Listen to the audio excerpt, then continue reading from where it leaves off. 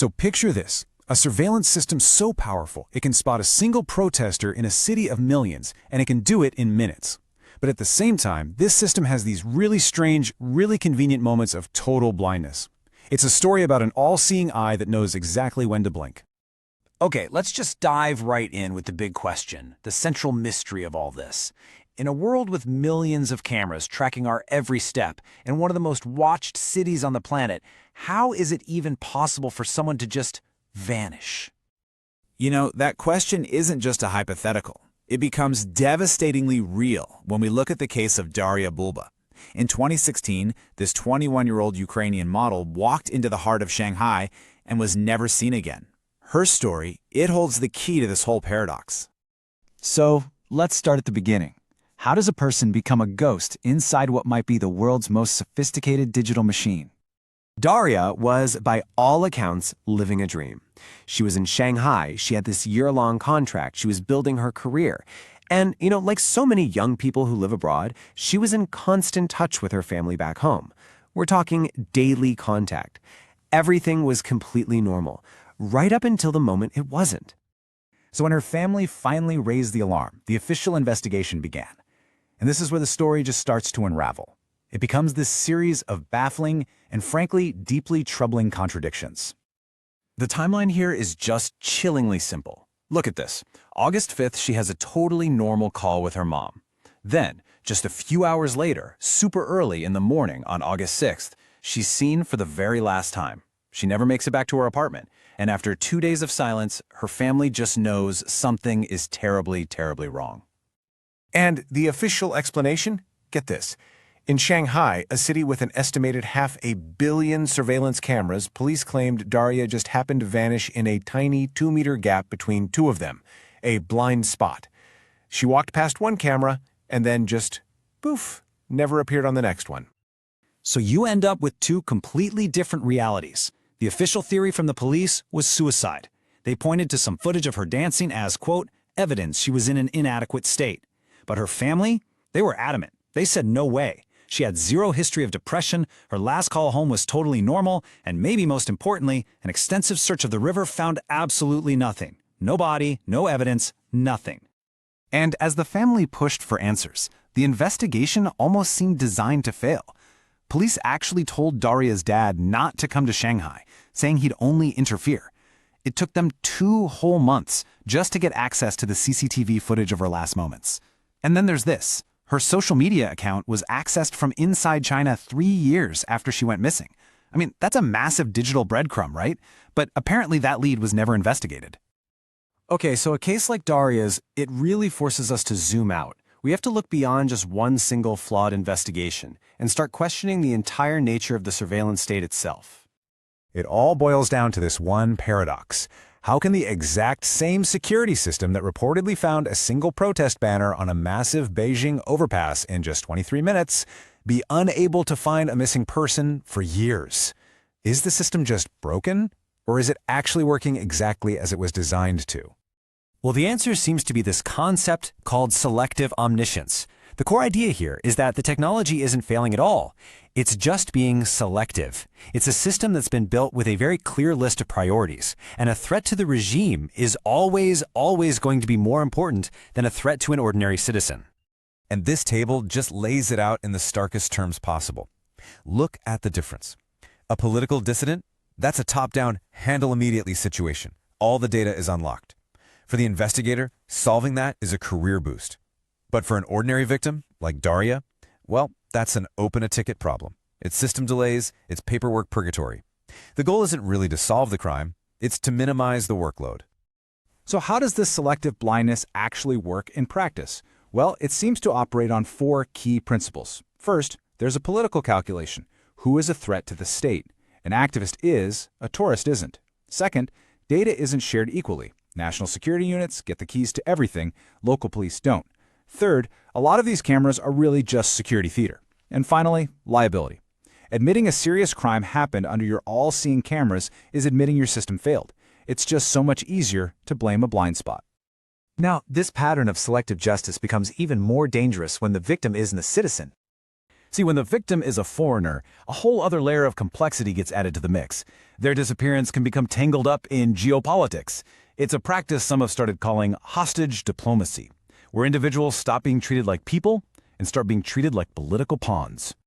And the numbers, they're just staggering. Consider this one. Over 857. That is the minimum number of Taiwanese nationals that rights groups say have been forcibly disappeared or arbitrarily arrested in China over the last decade. And every single one of those numbers represents a person, a family, caught in a massive political crossfire. And it's not an isolated thing. It's a pattern. How about the number 17? Since 2015, at least 17 Japanese citizens have been detained in China on spying allegations, usually with little to no public evidence. The pattern becomes chillingly clear. If you're a foreigner, your personal safety can literally depend on the political temperature between your home country and Beijing. So what's the final equation here? What's the fundamental conflict we're seeing between total surveillance and actual justice?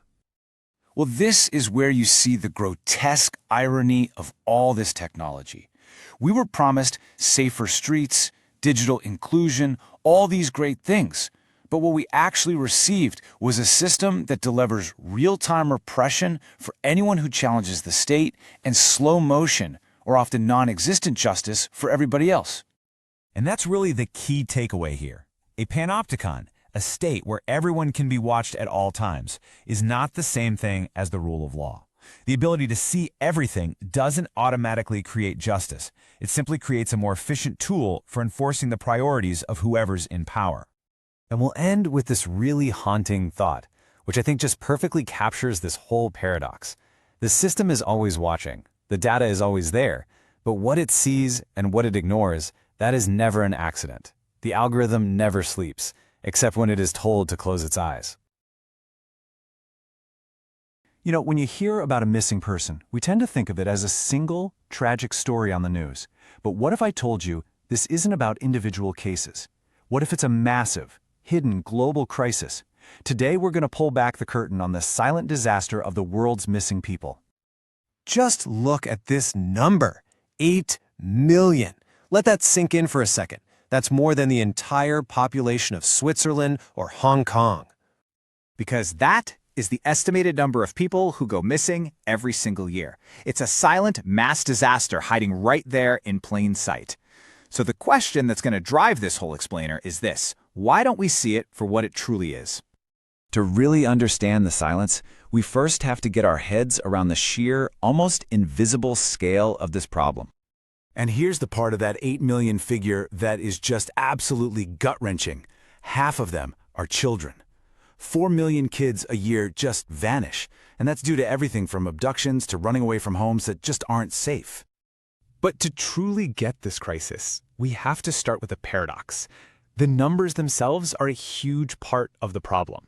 We're practically drowning in data, but we have no clear picture of what's actually going on. I mean, just take a look at these numbers from a handful of countries. It's all over the map. You've got hundreds of thousands of reports in the US, and then Japan's unrecorded evaporations. At first, it just looks like chaos. But here's the thing. That chaos is the point. So, why is it such a mess? Well, it boils down to something surprisingly simple. There is no universal definition of missing.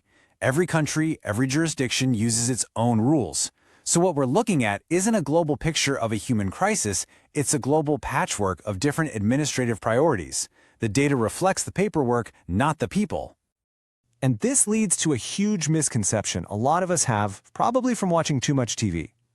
There is no CSI-style global database where every country uploads its missing persons cases. It just doesn't exist. Sure, you've got systems like Interpol's Yellow Notices, but they're basically just alert systems. They're bridges between separate national databases, not some central library.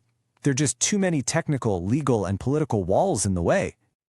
So, if the numbers are so unreliable, how do experts even begin to make sense of the chaos? Well, they start by grouping disappearances into 3 main buckets. The first two are pretty much what you'd expect. You've got involuntary, which means things like kidnapping or trafficking, and you've got circumstantial, like someone getting lost during a hike or natural disaster. But it's this third category that's the most complex, and in a lot of ways the most revealing: voluntary disappearance, where someone makes the conscious choice to just vanish. And that raises this huge, profound question, right? We can wrap our heads around an abduction or someone getting lost, but what on earth pushes a person to the point where erasing their own existence feels like the only possible option? To even start to answer that, we have to look at a really unique cultural phenomenon that's been happening in Japan for decades. It's called johatsu, which literally translates to evaporation, and it refers to the tens of thousands of people every year who decide to just vanish, leaving their jobs, their homes, their families, all to start over in secret. And this phenomenon just shows you how deep social pressures can run. The reasons are often this powerful mix of economic hardship and an intense cultural concept of shame known as haji. For some people, disappearing is seen as a way to spare their family from the dishonor of their own failure, whether that's debt, a divorce, or losing a job. And get this is so established that a whole underground industry has sprung up to make it happen. They're called yonegya, or night movers, companies that you can literally hire to help you disappear overnight, setting you up with a new, anonymous life for a price. So how does this very specific, very powerful cultural example help us understand the global problem? Well, it gives us a completely new lens to see the bigger picture, and it actually points us towards some real solutions. It all comes down to this idea of a cultural grammar.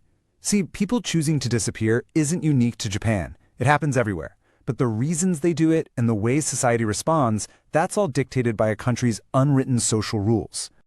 And you can really see this cultural grammar in action when you compare different places. In Japan, it's driven by collective shame, so it's treated as a civil matter, not a crime. But hop over to the US and the UK, and the focus is on individualism and the right to privacy. So an adult choosing to leave isn't a crime either, but for very different reasons. Then you have places like South Korea, where intense competition can lead to total social withdrawal, or even China, where sometimes the state itself is the reason for a disappearance. The act is the same, but the meaning behind it is completely different. So, what's the path forward? Well, there's no single magic bullet. It really needs a three-pronged attack. We need smarter policy, like a standard global definition so we can finally measure the problem accurately. We need better technology that lets countries share crucial info securely without violating privacy. But most importantly, and this is the big one, we have to address the deep societal issues, the cracks in the foundation that people are falling through. And at the end of the day, this brings us to a really profound realization. The ultimate goal isn't just to find the missing. It's to build societies with stronger safety nets, things like real mental health support, actual pathways out of debt, and accessible protection from abuse. It's about creating a world where evaporating is no longer seen as the only way out. And that leaves us with one final, really vital question to think about.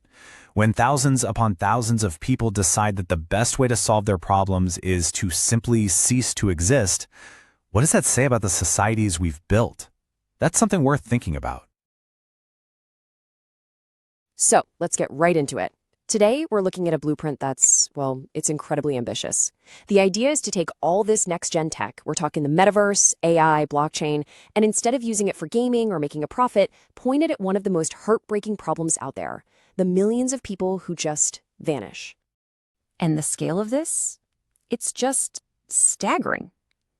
I mean, look at this number, 8 million people every single year. That's a number that's so big, it's hard to even wrap your head around it. To put it in perspective, that's like the entire population of Switzerland, just gone. And then it happens again the next year.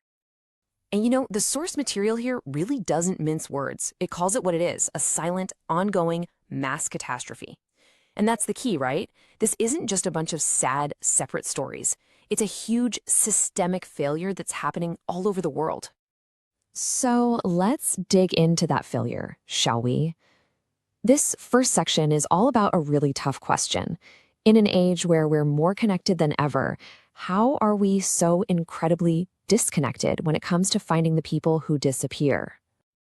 And right away, you can see the chaos just in the numbers.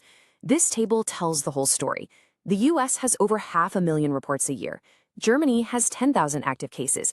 And then you have Japan with maybe 100,000 people who voluntarily disappear. And a lot of those aren't even officially counted. See, The numbers aren't just different, they're measuring totally different things. And that right there, that's the absolute core of the problem. It's not that we don't have data. It's that everyone has a different definition of what missing even means. Every country, every agency has its own rules.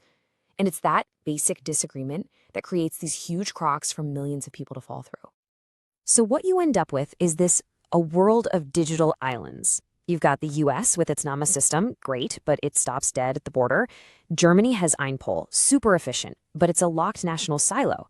And Interpol's famous yellow notices, well, they're not really a database at all. They're more like an alert system, and they only work if countries feel like cooperating. These systems aren't just disconnected, they're designed to stay disconnected. Okay, so that's the problem. And it's exactly why this blueprint throws all that out the window and proposes something totally different. Let's get into section 2 and see what this new digital cosmos is all about. And this is the soul of the project.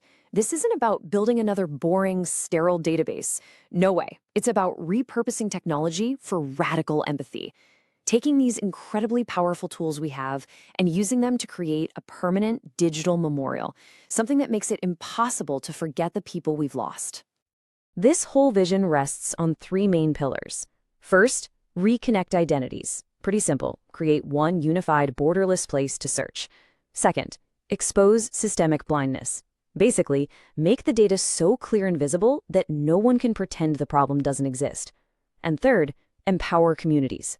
Give the tools directly to the people who need them most, the families, the advocates, the journalists on the ground. Now, this next part is really, really important, and it shows how much thought went into this. The system makes a clear ethical distinction. On one hand, you have the Boulevard of the kidnapped. That's for advocacy, for people taken against their will. But then there's the square of voluntary evaporations. This is totally different. It's more of a sociological archive to understand why people choose to disappear, like the Juatsu in Japan. It respects that for some people being found isn't the goal. It's about looking at the societal pressures that lead someone to want to just evaporate. All right, so that's the big idea, the vision. It's amazing, but you're probably thinking, how on earth do you actually build something like this? Well, that's where the 5-phase blueprint comes in. Let's break it down. And it all starts with phase 1, the protocol. Now notice, before a single line of code for a platform is written, the first step is to create a universal language. It's about building trust before you build the tech. And that's the genius of it. This phase isn't about building a giant central database. It's about building a standard, a set of rules everyone can agree on. They create what's called a universal profile schema, just a way to capture all the details of a case in the same format. But the really key part is the ethical handshake. Think of it as a public promise that any organization that joins in, an NGO, maybe even a government, always keeps total control of its own data. This is designed to get around all those political and legal roadblocks right from the start. Okay, so once you have the rules, you move to phase 2, the architecture. This is the technical heart of the whole thing, and the core principle is brilliant. Connect all those separate islands of data without forcing them into one big pile. The goal is a connected universe of information, not a single empire. And the way they do it is really clever. It's this thing called the query bridge, and the best way to think about it is like a super secure messenger. It takes a question, say, hey, database in Germany, do you have a match for this person? And delivers it. But it only brings back a simple yes or no. The messenger never ever opens the letter. None of the sensitive, raw information is ever shared. It's brilliant because it respects that everyone needs to control their own data. Then we get to phase 3, the experience. This is where all that technical stuff, all that data, gets turned into something human. This is the part that you and I would actually see and interact with, where stories are told and data becomes a reason to act. And we're not talking about those awful, sterile websites with just lists of names. No, the Boulevard of the Unforgotten is designed to be a living, breathing digital memorial for each person to keep their story alive. And then there's the accountability dashboard. This takes all the anonymous data and turns it into maps and charts, showing you exactly where the hotspots are, where the system is failing over and over again. It's designed to turn data into pressure, pure and simple. Okay, so you've got the human experience. Now you need the engine to power it. That's phase 4. This is where AI comes into the picture. To do what humans can't, sift through mountains of information to find tiny patterns, tiny leads that no one would ever see. And the AI's number one job? to take on the coldest of cold cases, the ones that have been sitting in a file for decades with absolutely no new leads. It's about breathing new life into forgotten stories. And check out how this would actually work. Step 1, the AI takes an old photo, maybe a childhood picture, and generates a new one showing what that person might look like today. Step 2, it takes that new face and scans huge public photo databases. Think pictures from a big marathon or a public festival. And step 3, and this is so important, if it finds a possible match, it doesn't just declare found. It flags it for a human to investigate. The AI spots the signal in the noise, but a human provides the actual intelligence. And that human element, that brings us to the final phase, which might just be the most important one of all. Phase 5, the movement. This is about taking all this incredible tech and wrapping it in a network of real people. Because at the end of the day, this isn't about building a machine. It's about starting a movement. The technology is just the tool. The real power, the thing that makes it all work, is the community of people behind it. And that community is called the Ambassador Network. You can think of them as the system's brain and its heart. These are trained, vetted volunteers all over the world. They're the ones who check the AI's leads, they're the ones who can actually talk to local police, and they're the ones who bring the cultural context that a computer will never, ever get. They are that crucial link between a digital clue and a real-world breakthrough. So, it all comes down to this one big question, doesn't it? Can you really code technology with radical empathy? This whole blueprint is basically a giant argument that says, yes, you can. But, and this is a huge but, it only works if you build it from the very beginning, not just to crunch data, but to honor a person's memory, to lift up communities, and to force us all to be accountable.